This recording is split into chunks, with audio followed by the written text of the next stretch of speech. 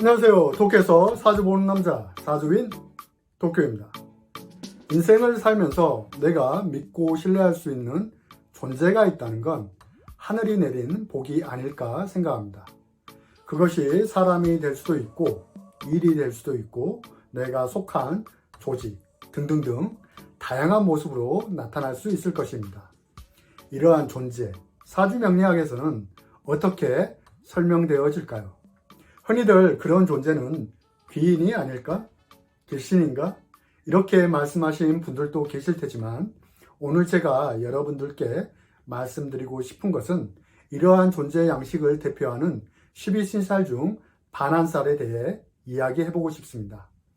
대부분 사람들이 신살하면 도화살, 망신살, 역마살, 화개살들은 한 번쯤 들어보셨겠지만 반한살은 왠지 생소하게 느끼신 분들도 계실 거라고 생각합니다. 하지만 사주인 도쿄, 저는 이 반한살이야말로 만약 내 사주에 있으면 상당히 유능한 인자이고 대운에서 만나게 될 때 매우 긍정적인 인생의 변곡점 등을 만들어주는 신살작용이라고 생각합니다. 이와 동시에 과거 영상에서도 다루었듯이 개운법 방향에서도 반한살의 중요성을 언급해 드렸는데요. 오늘은 좀 더 자세하게 내 사주에 반한살이 있다면 혹은 운에서 만나게 된다면 어떠한 작용력이 있는지 알아보겠습니다.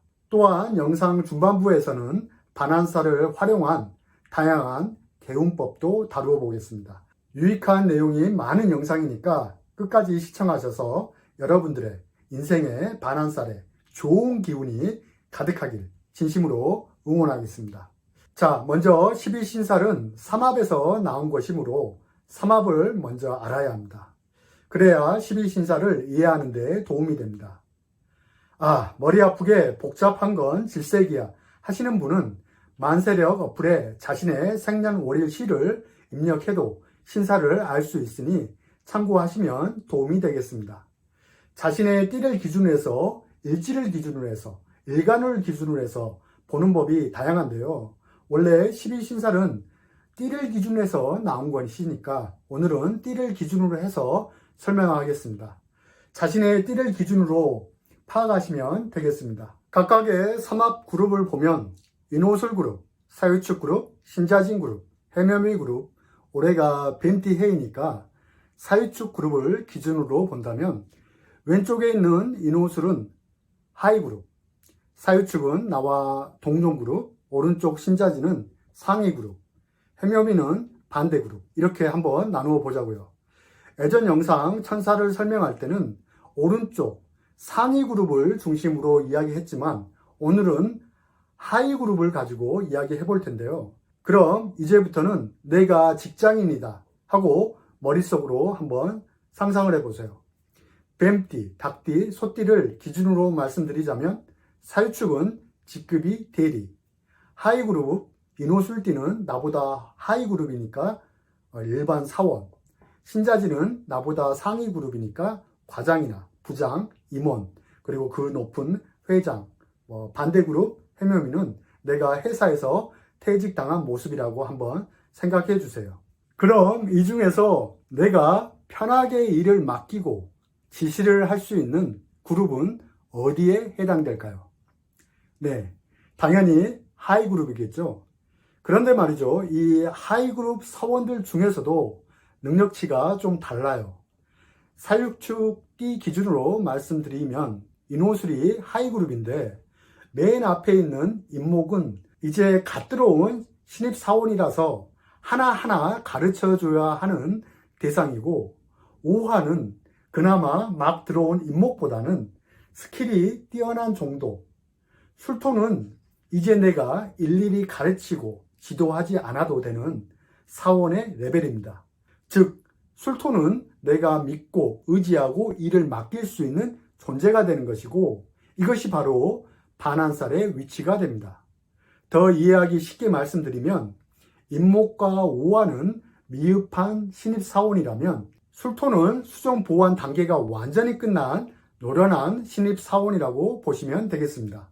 더 이상 가르칠 것이 없는 노련미가 있는 편안한 상태가 바로 술토가 반환살이 되는 것이고, 그래서 자신의 띠를 기준으로 하이그룹 맨 끝에 있는 글자가 대체로 진, 술, 충, 미가 반환살에 해당된다고 보시면 되는데, 인호술띠는 미토가, 신자진띠는 축토가, 해묘미띠는 진토가 반환살이 되는 것이죠.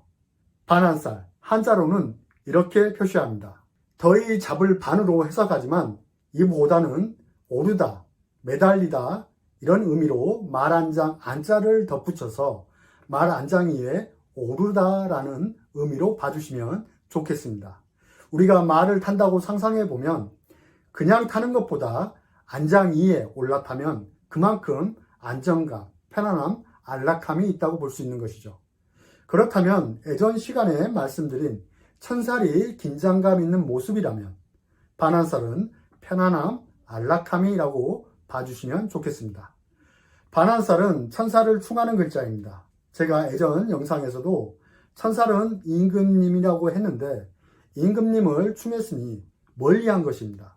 그래서 긴장감이 완화된 편안함이라고 볼 수 있는 것이죠. 여기서 사주 해석에 활용할 수 있는 것을 찾아보면 말 위에 올라탄다는 의미는 명예나 출세, 지위로 볼 수 있고 말 안장 위에 앉다라는 것은 편리함과 동시에 내가 기댈 것이 있다는 것이고 기댈 언덕이 있다는 뜻입니다. 과거 조선시대를 떠올려 보자고요. 말 위에 탄 사람은 대체로 신분이나 지체가 높으신 분들이었죠. 또한 말은 유일한 교통수단이었습니다. 지체 높은 사람들은 걸어 다니는 것을 매우 싫어합니다. 요즘 시대로 보면 자가용이 없어도 택시라도 타고 다녔을 거라고 생각합니다. 그만큼 사주에 반환살이 있다는 것은 편리함, 안락함이 있다고 봐주시면 되겠습니다. 이러한 반환살은 삼합의 중심 글자 다음에 오게 되는 특징이 있습니다. 이 말이 무슨 말이냐면 사유축 띠를 중심으로 보면 가운데 유금이 삼합의 중심이고 대장입니다. 장성살이라고 하는데 아직 제가 장성살에 대한 설명은 하지 않았지만 오늘은 그냥 대략 의미만 알고 계시면 되겠습니다. 비유하자면 삼국지에 나오는 유비현덕 아시죠? 유금이라면 그러니까 삼국지에 나오는 유비현덕이 유금이라면 유금 뒤에 오는 지지글자 술토는 제갈량 같은 존재라고 봐주시면 되겠습니다. 제갈량은 유비현덕을 보좌하여 총나라를 세운 것처럼 유금 장성살 뒤에 오는 술토가 반환살이 되는 것입니다. 각각의 그룹들도 보면 동일합니다. 자신의 그룹 장성살을 중심으로 다음으로 오는 12지지는 진술충미가 해당될 텐데 이 모습은 결국 반환살의 모습이 되겠습니다. 즉 천하를 호령하던 장군을 보조한다는 의미가 있습니다. 여기서 사주 해석에 활용할 것을 찾아본다면 장군을 더 나아가 왕을 보조한다는 것은 내 사주에 반환살이 있다면 나를 보필해 줄 사람, 나를 지켜줄 사람, 보디가드 같은 존재가 있다는 것입니다. 그래서 직업적으로 해석을 할 때도 타인을 보좌하는 행위, 보호해주는 행위, 지원해주는 행위, 이러한 직업들 속성들이 나타나게 되고 대체로 공익 속성의 일들을 맡고 주관한다고 보시면 되겠습니다. 회장님 비서나 사장님 비서처럼 말이죠. 근데 지체 높은 사람의 비서는 아무나 하나요? 아는 게 많아야겠죠. 그래서 대체로 전문 자격을 요하는 직업 구성 인자에서도 반환살 특징이 나타나게 됩니다. 남다른 재능과 재주가 있게 되고 전문성을 갖추면서 살아가는 경우가 많습니다. 쉽게 말하면 능력자의 오른팔 정도라고 생각하시면 되겠습니다. 하지만 이와는 반대로 내가 대접을 받아가면서 살아가는 것도 반환살의 특징이라면 특징인데요. 가령 내 사주 원국에 일지에 반환살이 있다면 내 자신이 이런 사람일 수도 있겠지만 배우자가 나의 든든한 지원군이고 나를 보호해주고 나의 오른팔 같은 존재라고 보시면 되겠습니다. 월지가 그렇다면 사회가 혹은 부모 형제가 시지가 그렇다면 내가 나이 들어서 자녀로부터 지원이나 보좌를 받게 된다고 볼 수 있는 것이죠. 이처럼 원국에 반한살이 있으면 자신이 믿고 의지할 만한 든든한 버팀목이 있는 것이고, 설사 정말 내가 무능력이면서 자신의 힘으로 살아가지 못한다고 할지라도 어쩔 수 없이 주변 사람에게 신세를 지면서 살아가게 된다 할지라도 비빌 언덕이 존재한다는 것이죠. 그래서 저는 현장에서 사주 감명을 할 때 반한살이 있는 사주를 볼 때는 천을기인이 있는 것처럼 해석합니다. 이 부분은 다양한 견해가 있을 거라고 생각합니다. 하지만 생각해 보세요. 내가 살면서 어려울 때 내가 비빌 언덕이 있다는 건 정말 대단한 행운이 아닐까요? 그래서 저는 천을기인이 있는 것처럼 해석합니다. 그만큼 반한살은 말 안장에 있으니까 최고의 대접, 기빈의 대접이라고 볼 수 있는 것이죠. 반한살, 지금까지 이야기를 보면 상당히 좋아 보이는 것은 사실인데요. 그렇다면 운에서 만날 때는 어떠한 작용력이 있을까요? 부정적인 작용력은 없을까요? 내 사주 원국에 있거나 혹은 대운에서 만나게 된다면 혹시 아직까지 반한살의 기빈 대접을 못 받았다고 생각하신 분들은 아직 그런 기회가 오지 않은 것일 뿐이니까 좌절하지 마시고 끊임없는 노력을 통해 자신이 원하는 바를 성취해 나가시길 바랍니다. 이 또한 반한살의 진정한 힘이라고 볼 수 있을 테니까요. 앞서 말씀드렸지만 최고의 위치, 다음 글자가 반한살입니다. 이 의미는 결국 내가 최고의 위치에 오르는 경지가 있다는 것이고, 이것은 곧 전문가 형태의 직업으로 발전할 수 있고 문제 해결 능력이 있으며 권력자나 지체 높은 사람과 함께 할 수 있는 능력이 있는 대단한 사람이 될 수 있습니다. 하지만 인생을 살다 보면 이러한 반한살의 노력을 통해 얻은 안정감, 편안함, 그리고 이런 이면에는 역동적인 삶이 부족해질 수 있습니다. 이 말이 무슨 말이냐면 안정감, 편안함으로 인해 이 정도면 된 거지 하면서 스스로 만족감을 느끼게 되고 그런 삶을 살게 됩니다. 한마디로 배가 부르면 욕심을 덜 내고 편하게만 한가로이 지내려고 하는 성향이 있습니다. 이제는 편안하게 살아보자, 힘들게 스트레스 받으면서 살고 싶지 않다, 이런 마음가짐을 갖게 하는 것이라고 할까요? 제가 아시는 지인분 중에 도쿄 생활 다 정리하고 오키나와에서 전원생활 하면서 사시는 분이 계시는데 돈으로는 충분히 살아갈 수 있으니까 바쁘게 살고 싶지 않다는 분이 계십니다. 이처럼 반한살은 편리함, 안락함을 추구하다 보니 때로는 역동적인 삶이 부족해질 수 있습니다. 하지만 우리가 인생을 살아갈 때 항상 편리함과 안락함만 존재하나요? 그렇지 않죠. 예를 들어 내 위치가 취준생이다, 수험생이다.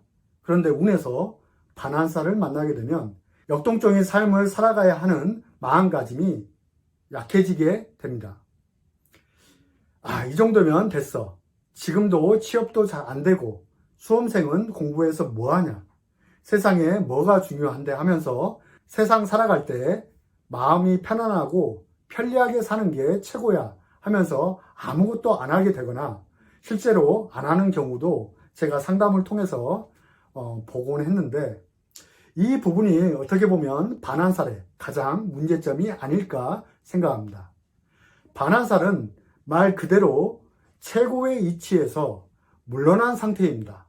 아직 최고의 목표에 도달하지 않았는데 벌써 쉬려고 하면 반한살의 부작용이 작동되는 것이죠. 그래서 운에서 반한살을 만날 때는 무엇보다도 내가 지금 현재 위치와 현실 체크를 하는 것이 필요하고, 부족한 것을 채워서 앞으로 삶을 살아갈 때 편리한 수단과 방법, 도구, 직업적 전문성을 이룩해가는 시기로 봐주셔야 합니다. 제가 영상 초반에 신입사원 이야기 기억하시죠? 미흡하고 부족한 것은 채워 완성된 모습이 반환살입니다. 아직 내가 반환살 기빈 대접을 못 받았다면 혹시 아직까지 내가 미흡하고 부족한 상태는 아닌지 한번 체크를 해보시길 바랍니다. 대체로 반환살 대운에는 내가 인생을 살아가기 위해 편리한 도구를 만나는 시기입니다. 그것이 사람일 수도 있고 공부일 수도 있고 직업이 될 수도 있습니다. 그 반환살 대운이 끝나고 나면 대체적으로 그 반환살 대운에서 얻은 것을 가지고 출세를 하거나 명예를 얻게 된다는 사실 꼭 기억하시길 바랍니다. 여러분들도 아시는 진술충미 대운 중에서 유일하게 길신의 의미가 많이 포함된 것이 바로 반환살입니다. 백호, 개강, 화개, 천살, 월살 등 다들 살벌하죠. 그나마 반환살은 긍정적인 의미가 많은 신살이라고 봐주시면 좋겠습니다. 세운에서 반환살을 만나게 될 때는 사건적인 면이 잘 나타나게 됩니다. 누군가 보필하게 되는 사건, 나도 누군가의 시중을 들게 되는 상황, 과거 잘 알고 지내던 사장이 갑자기 야, 내 돈을 좀 관리해 줄 사람이 필요한데 좀 와줄래? 이런 사건처럼 과거의 인연이 다시 발생하면서 사건은 반환살 모습처럼 누군가의 중요한 오른팔이 되는 사건이 발생된다고 보시면 되겠습니다. 그렇다면 이렇게 긍정적인 의미가 많은 반환살을 개운법에 활용한다면 더욱더 내 삶에 윤활유 역할을 해주지 않을까요? 그럼 몇 가지 반환살 개운법을 알아보도록 하겠습니다. 크게 보면 인간관계에서부터 반환살을 활용해야 합니다. 내가 의지할 수 있고 버팀목이 존재하는 곳이고 자문을 구할 수 있는 존재라고 하였습니다. 앞서 말씀드린 제갈량을 생각해 보시면 되겠습니다. 항상 믿고 상의할 수 있는 존재가 반환살입니다. 위급할 때 금전을 빌릴 수도 있고 몸을 의탁할 때 도와줄 사람입니다. 무언가를 믿고 맡기는 사람도 반환살의 사람입니다. 가령 내가 사, 유, 축, 띠다 이러면 상대방이 개띠이거나 상대방 일지가 술토가 있는 사람이 되겠죠. 이해되시나요? 방향 개운법에도 이 반환살을 활용하면 매우 도움이 되는데 여러분들도 잘 아시는 잠잘 때 두침 방향을 대표적인 예로 들 수 있겠습니다. 하지만 저는 이보다 사주인도교 제가 자주 사용하는 방법은 자신의 띠 기준으로 반환살 방향으로 산책이나 외출을 나가 잠시 그러한 장소에 머물러 오는 것을 권해드립니다. 물론 하루 이틀 하는 것이 아니라 지속적으로 3개월 정도 꾸준히 해주면 그동안 좀 침체되고 답답하고 안 풀렸던 일들이 조금씩 풀려가는 효과를 얻곤 합니다. 대략 30분 정도 머물러 오시는 것을 권해드립니다. 지속적으로 하다 보면 기운이 누적이 되어서 작동해서 좋은 기운이 머물러 줄 것입니다. 가령 사유치욱 띠이다. 그러면 술토 방향, 서북쪽 방향으로 외출을 나간다든지 그리고 정해진 장소에서 잠시 머물러 오는 것이죠. 또 다른 방법으로는 당의 연도를 기준으로 해서 올해가 뱀띠 해이지 않습니까? 그러면 지구상의 모든 만물에 반환살이 머무는 곳이 서북쪽이 되는 곳이기 때문에 자신의 띠와 상관없이 올해 2025년에 뭔가 이루고 싶은 것이 있거나 해결되었으면 하는 것들이 있다면 간절한 마음으로 반환살 방향에 가서 좋은 기운을 얻고 오는 것도 하나의 개운법이 되겠습니다. 그만큼 반환살 방향에는 안락함과 편안함 이러한 것들이 머무는 방향이기 때문에 그렇습니다. 반환살은 최고 위치, 장성살에서 물러나 지체 높은 사람을 보좌하는 오른팔이라고 했습니다. 그렇다 보니 최고 권력자를 조력하면서 비밀금고를 운영해야 합니다. 비밀금고 안에는 전리품, 현금, 비밀문서 등 금괴 이런 것들 다양한 금은, 보석, 기중품들이 들어있습니다. 그러한 것을 감추고 관리하는 행위가 반환살의 행위입니다. 그래서 일반 가정이나 사업체나 가게를 운영하는 사람이라면 자신의 띠 기준으로 반환살 방향에 금고나 기중품을 놓아두면 안전합니다. 가게라면 계산대의 위치가 반환살 방향이라면 최소한 적자 보는 가게는 아니라는 것이죠. 여기에 좀 더 구체적인 팁을 드리자면 사유축 띠다 그러면 반환살이 술토입니다. 한자로는 개술이죠. 그러면 반환살 방향에 개 그림을 걸어둔다든지 개에 관련된 피규어를 놓는다든지 하면 좀 더 반환살을 구체적으로 활용한 것으로 볼 수 있는 것입니다.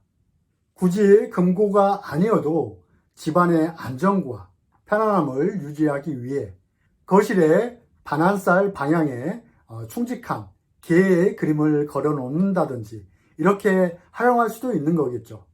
하나 더 예를 들어보면 축토가 반환살인 신자진 띠들은 소그림, 그렇다고 귀여운 소가 아닌 힘차 보이고 돌진해 보이는 그런 이미지의 소를 그림으로 걸어 놓는다든지 피규어를 놓게 되면 재물운도 좋아지겠죠.